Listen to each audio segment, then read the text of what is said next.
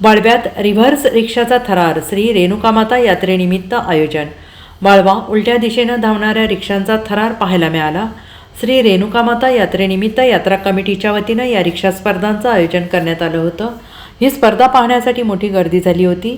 साखराळे रोडवर या रिव्हर्स रिक्षा स्पर्धांचा थरार रंगला होता।